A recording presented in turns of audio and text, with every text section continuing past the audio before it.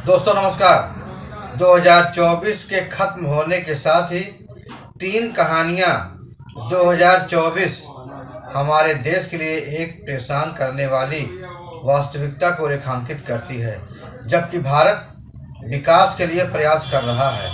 तो ऐसे में असमानता, जवाबदेही की कमी और प्रणालीगत उपेक्षा के इसके मूलभूत मुद्दे अनसुलझे हैं।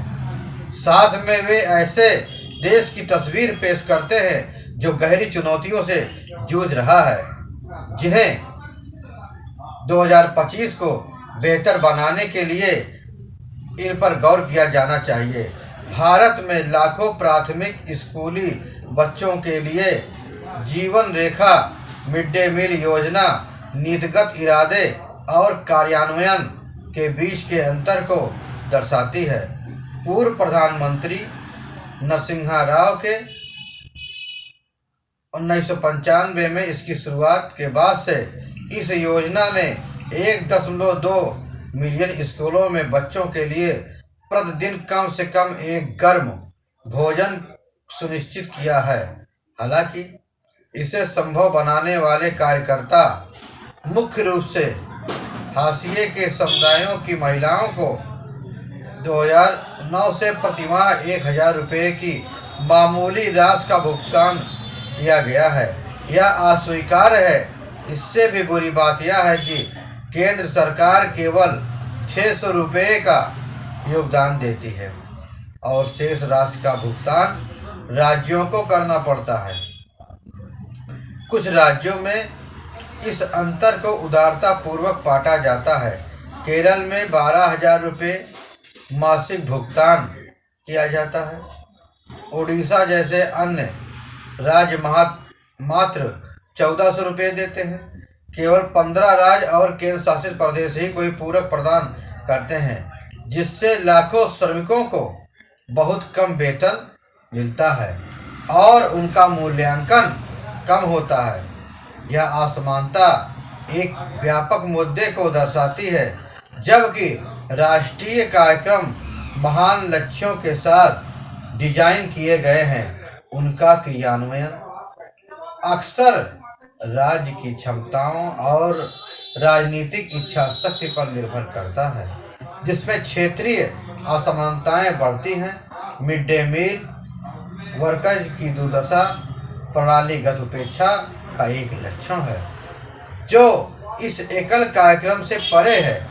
चाहे वह स्वास्थ्य सेवा हो, शिक्षा हो, बुनियादी ढांचा हो, भारत का विकास आसमान है और जमीनी स्तर पर काम करने वाले लोग अक्सर नीतिगत उपेक्षा का खामियाजा भुगतते हैं।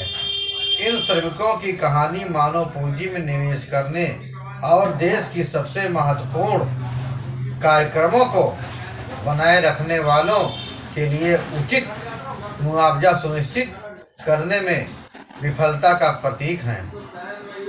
इस महीने की शुरुआत में जब भारत ने भोपाल गैस त्रासदी की 40वीं वर्षगांठ मनाई, दुनिया की सबसे खराब औद्योगिक आपदा की छाया अभी भी मंडरा रही है।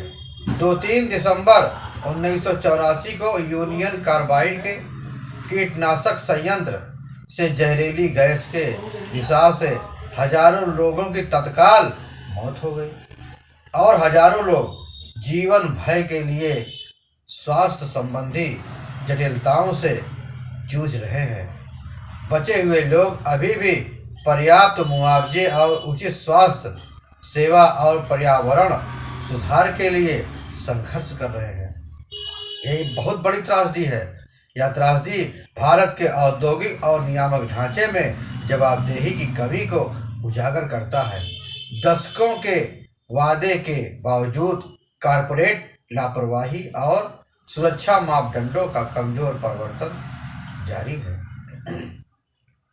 कुछ समय पहले हमने उत्तराखंड में सिलक्यारा बारकोट सुरंग ढहते हुए देखा है, जहां 41 मजदूर 17 दिनों तक फंसे रहे।